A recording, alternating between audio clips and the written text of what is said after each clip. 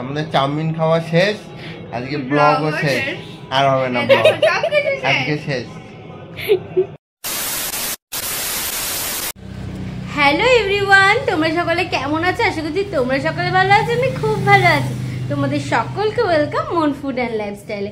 আজকে বোনের প্রোগ্রাম আছে রাস উপলক্ষে, তাই কাকিমা বললো ফোন করে যে একটু আসো, তোমাকে নিয়ে আজকে বোনের প্রোগ্রাম দেখতে যাব।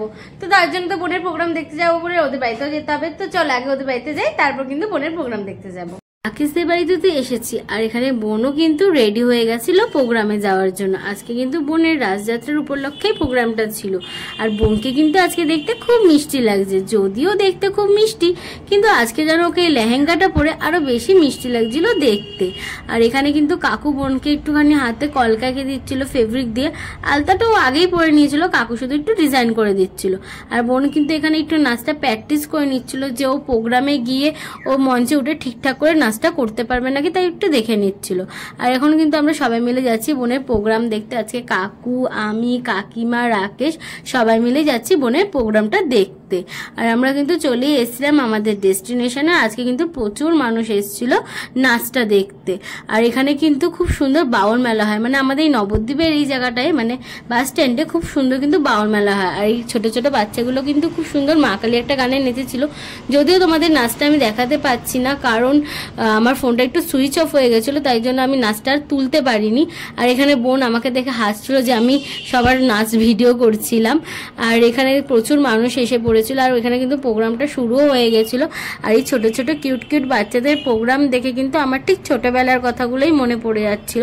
ছোটবেলার কথাগুলো কি আদৌ কখনো ভোলা যায় বলো? আর এখানে কিন্তু বোনেরও প্রোগ্রাম শুরু হয়ে গেছিলো। বোন আজকে খুব সুন্দর একটা গানে নেচেছিল।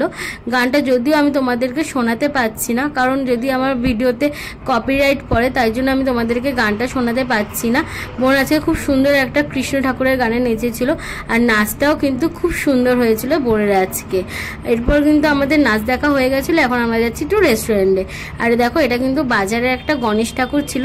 দেখো ঠাকুরটা দেখতে কিন্তু খুব সুন্দর লাগছিল।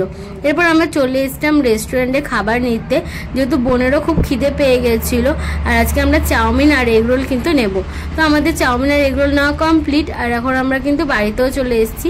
আর আজকে কিন্তু সবাইকে খাবারটা আমি সার্ভ করছি। কাকিমা বলছে আজকে সবাইকে খাবার তুমিই দিয়ে দাও। আজকে কিন্তু চাউমিন আর এগরোল এনেছিলাম সবার জন্য। আর আমার জন্য এনেছিলাম ভাপা পিঠে, যেহেতু আমার ভাপা পিঠে খেতে কিন্তু খুব ভালো লাগে।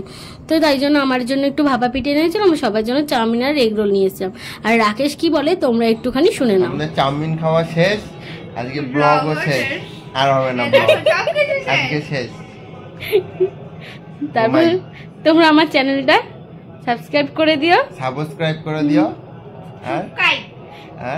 সাবস্ক্রাইব। তো বন্ধুরা, আজকের ব্লগটা এখানেই শেষ করছি। দেখা হবে তোমাদের সাথে নেক্সট একটা ব্লগে। সবাই ভালো থেকো, সুস্থ থেকো, সবাইকে টাটা। আর আমার চ্যানেলটা একটু সাবস্ক্রাইব করে দিও, আর ভিডিওটা একটা লাইক আর কমেন্ট করতে একদম ভুলো না। সবাইকে টাটা।